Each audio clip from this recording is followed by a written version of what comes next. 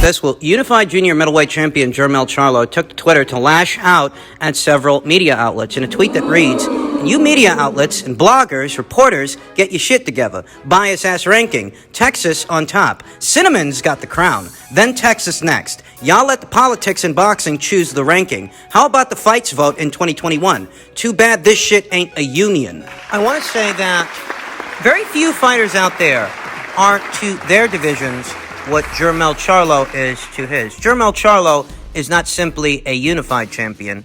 He is the Ring Magazine and lineal champion of his division, in possession of 3 of the 4 alphabet titles it takes to become an undisputed champion. He's only 1 world title away from achieving that goal, but he doesn't get the recognition for it. I want you guys to understand that if you follow this channel, you'll know I'm no big fan of the PBC. Many of their fighters I take many issues with, but when it comes to Jermell, not Jermell, when it comes to Jermell, I have to say that I am in agreement. I have to say that he is being slighted by many media outlets out there, many pundits, who do not acknowledge his accomplishments in his division the way they acknowledge other accomplishments from other fighters in their divisions. In many instances, the exact same accomplishments that Jermell Charlo has.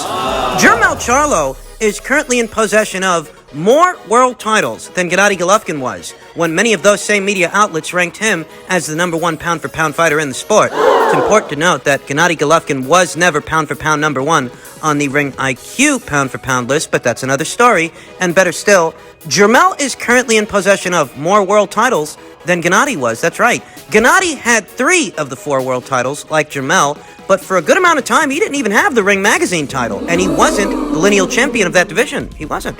Yet that didn't stop many media outlets from crowning him the #1 pound-for-pound fighter in the sport. And Jermell actually has beaten more active reigning world champions than Gennady. Not by much. The difference between them is 1. Gennady Golovkin beat David Lemieux for the IBF title, and in effect unified that IBF title with his WBA title. That's the only active reigning world champion that was in possession of a belt when Gennady fought him that Gennady took from him. Gennady Golovkin's only beaten 1 active reigning world champion his whole career. Whereas Jermell Charlo has beaten 2 active reigning world champions his career.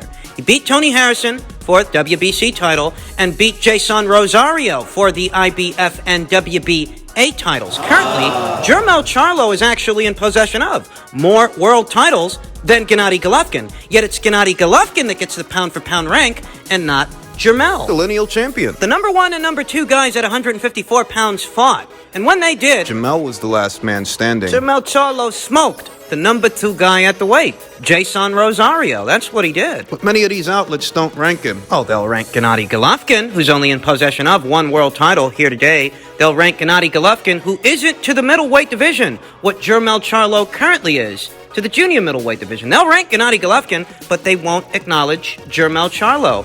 And, I'm not okay with that. I don't think it makes sense, the way I don't think many of these pound-for-pound lists that are out there make sense.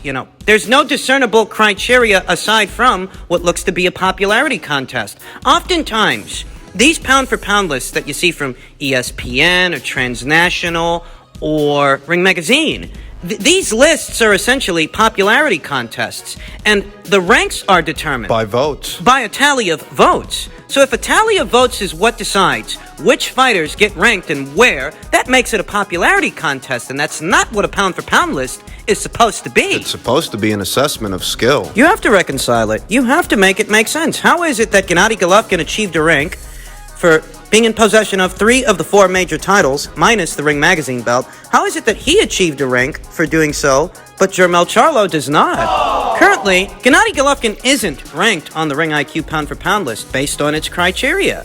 He's not ranked on there, but you know who is? Jermell Charlo. It's only right. And Errol Spence Jr. is ranked behind him. And I know that that's not how many popular media outlets have it on their pound-for-pound lists, but that's how I've got it, because Errol Spence Jr. isn't in possession of as many world titles as Jermell Charlo. Jermell's got 3, Errol's got 2. Just as well, Jermell is the Ring Magazine and lineal champion of his division. Errol Spence Jr. is not. Errol Spence Jr. has not fought the #2 guy at the weight. His weight. But Jermell Charlo, he has. So on the Ring IQ pound-for-pound list, Jermell Charlo gets that consideration. He gets that acknowledgement. Errol Spence Jr. is really one of those fighters that really drives the point home. How these pound-for-pound lists that are out there by way of these media outlets are little more than just popularity contests. Because that guy's overrated. He is. Now, Errol has beaten the same number of world champions as Jermell Charlo. He has. But Errol Spence Jr. is not to his division what Jermell Charlo is to his. Jermell is only one world title away from becoming an undisputed champion. Errol, he's still got 2 more to go. So why does Errol get a rank and Jermell doesn't? Really doesn't make a lot of sense, and it begs the question as to what exactly are these editors, these editorial panels, actually using to measure these fighters' skills aside from a tally of votes? There doesn't seem to be much attention to detail, for Christ's sake. Kazuto Ioka, a 4-division champion, he just started to breach these panels' pound-for-pound lists where this guy's been a very accomplished fighter for a while now. I guess they didn't know, even though it's their job to know. When it comes to Jermell Charlo and what he's managed to accomplish in his professional boxing career so far, I happen to think that many of these media outlets are playing favorites, and they are asleep at the wheel. You can't tell me that Gennady Golovkin deserves to be there more than Jermell Charlo. Not here today. Maybe before, but not now. You can't tell me that Vasyl Lomachenko in defeat deserves a spot more than Jermell Charlo in victory. Jermell has all but cleaned out his weight class. He's only 1 world title away from becoming the next undisputed champion. Isn't that what Vasyl Lomachenko was trying to do? And Triple G. How's that working out for you? It's a question of consistency more than anything else. It's a question of consistency, or a severe lack of it, in how this sport is covered. I'm not telling you that Jermell Charlo is a top 5 pound-for-pound guy on the Ring IQ pound-for-pound list. He is in the bottom tier, but rest assured, he is there where his name seems to be missing from ESPN's rank standings and Ring magazines and transnationals and even BoxRec. BoxRec that isn't governed by an editorial panel so much as an algorithm, a flawed algorithm. That's why you see 2 goddamn heavyweights on their pound-for-pound list. Shit doesn't even make sense. A pound-for-pound list is intended to be an assessment of a fighter's skills, and skills in and of themselves are not immaterial or ethereal. They are measurable. So long as the governing criteria is consistent. But time and time again, what you see on these pound-for-pound lists by way of these popular media outlets are inconsistencies. The lists themselves are inconsistent. Whatever logic went into them can't be reconciled aside from a tally of votes which communicates favoritism. Little more than just favoritism towards certain fighters. You often hear it said in reference to pound-for-pound lists that they're subjective, that the pound-for-pound list in and of itself is subjective, and there's a lot of truth to that. It is true. Pound-for-pound lists are subject to whatever the author decides. So if you want your pound-for-pound list to be subject to little more than your anecdotes, your opinion, you can do that, but that means that your opinion is indistinguishable from anyone else's. Ultimately, the Ring IQ pound-for-pound list is subject to facts, subject to the fighters' professional records and what they managed to accomplish throughout their careers. Because opinions don't win fights. And anecdotes in and of themselves are not reliable. They vary from person to person, whereas results, concrete results, are a bit more finite, are a bit more conclusive. Thus, that is the governing criteria for the Ring IQ pound-for-pound list. If all you've got to show me on your list is your fucking opinion, the fuck makes you think that I value your opinion more than mine or someone else's? The message here is that fighting skill is not ethereal, is not immaterial. It is, in fact, measurable, and it can be measured based on what the fighter manages to accomplish, who they fought, who were they, so on and so forth. So I sympathize with Jermell Charlo. I sympathize with his anger because I myself agree it does seem like he's being slighted by many of these media outlets that don't rank him but are quite content ranking someone else, someone who's less accomplished. Yeah, he deserves better. In other news, per tweet from Michael Benson, Canelo has reportedly now agreed on the major details of a deal with Eddie Hearn that, if finalized, will see him defend his WBA and WBC super middleweight titles versus mandatory challenger Avni Yildirim on DAZN, February 27th. The plan is to then fight again on May 8th. Now, this news broke a day or so ago. I didn't get the chance to react to it. This news is basically coming on the heels of some previous news that indicated that Canelo Alvarez might have been going to the Fox PBC side of things, at least for a short while. at least long enough for him to get at what it is he wants. And, I didn't have much stock in that news. In some ways, it's an eventuality. In some ways, it isn't. But, I thought about the story after I covered it, and I wondered... What kind of commitment is Fox prepared to make to Canelo? And what kind of commitment remains when it comes to Fox and the sport of boxing? Underperforming pay-per-views, numbers that really aren't anything to write home about. We know what kind of purses Canelo Alvarez commands. We know what kind of money he's looking to make. And I wondered, given how things have been... 2019 through 2020. Is Fox prepared to give Canelo Alvarez what it is he wants, what he expects as a professional boxer of his particular stature? We know that, when the pandemic hit, Fox cut the shoulder programming to the PBC that they're in bed with, That's their segue into the sport of boxing. And the shoulder programming for PBC, it wasn't suspended per se to where, it won't be coming back until fights are back on. The shoulder programming was effectively canceled. It got the axe. That left me questioning what exactly is Fox's commitment at this point. The PBC and the boxing. A lot of people are downplaying the effect that this global pandemic has had on multiple industries, not just the sport of boxing, but, networks like Fox. A lot of people out there are downplaying its severity and how, most everyone right now is in a bind, is in a pinch, and not everyone is at liberty to just throw money around frivolously during this pandemic. I'll tell you what I told you before.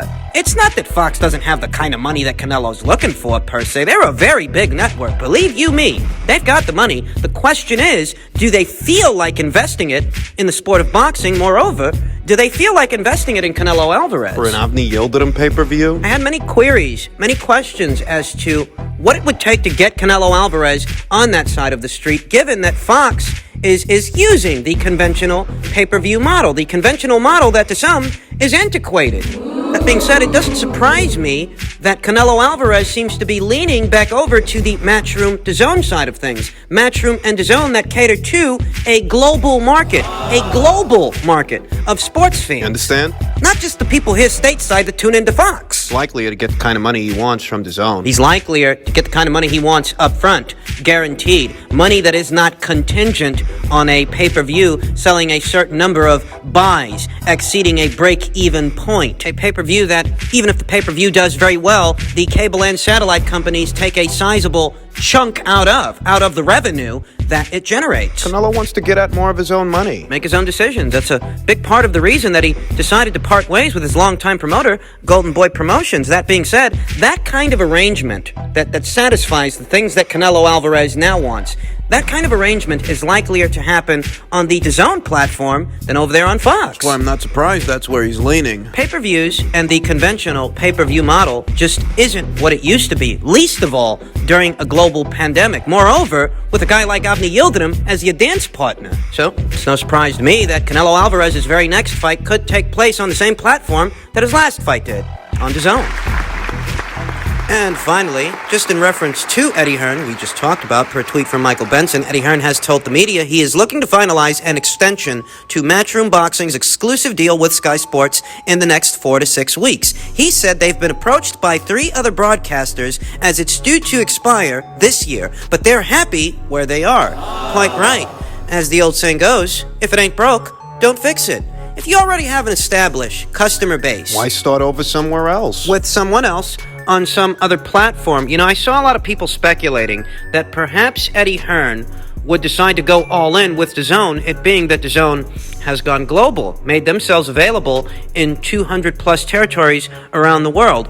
And wasn't the craziest proposition I ever heard, but just particular to the United Kingdom and everything that Matchroom has done there so far, there's just not much reason to part ways with Skysports. DAZN just debuted in the United Kingdom. They really just got over there and they're dipping their toe in the pool of that market. Whereas, on Skysports, you have an established network with established subscribers that are accustomed to watching their Matchroom fights on Sky. So don't fuck up a good thing when you've got a good thing going. I think that ultimately Eddie Hearn made the right decision for Matchroom Boxing in the United Kingdom. It behooves them to maintain that relationship with Sky. It's a pristine arrangement. It's an ideal situation to where Eddie Hearn can still cater to the domestic market by way of Sky, who everybody knows and loves, more or less. And you know, what fights are happening abroad, what fights are happening outside of the United Kingdom, those are the fights that he can funnel over to DAZN. I want to say that in light of this news, in all likelihood, Skysports will continue to be the home of Anthony Joshua's fights as well. That is yet another, if it ain't broke, don't fix it kind of situation. It is. Why fuck up a good thing? I think that those who speculated that Eddie Hearn would decide to go all in with DAZN and part ways with Sky Sports moving forward, I think those that were of that opinion didn't really realize that, you know, even though DAZN has gone global in over 200 territories around the world, Which it has. in the United Kingdom, in all likelihood, DAZN isn't as well known a platform as Sky Sports. It's a new market for them. New market that they are trying to appeal to. So why put yourself in a situation to where you've effectively hit the reset button? Pretty much. When you can continue on a long-standing and successful relationship with Sky. Ultimately, it's an ideal pairing. It was the ideal course of action, and it's no surprise to me. And it's likely going to break down the way it's been breaking down, to where if Matchroom is staging a card in the United States or somewhere else around the world, in all likelihood, you're going to be able to see that card by way of your DAZN subscription. But for what domestic fights are happening on domestic soil, well, you're going to have to see those Matchroom cards on Sky. I do think there is a question of where that Anthony Joshua versus Tyson Fury fight might be aired in the United Kingdom. Will DAZN air the fight, or will Sky Sports air the fight? And I'd wager that that particular fight is going to be aired on Sky. Not DAZN. Even if it is taking place somewhere else in the world, because that fight involves Anthony Joshua, and the home of all of Anthony Joshua's fights in the United Kingdom is Sky.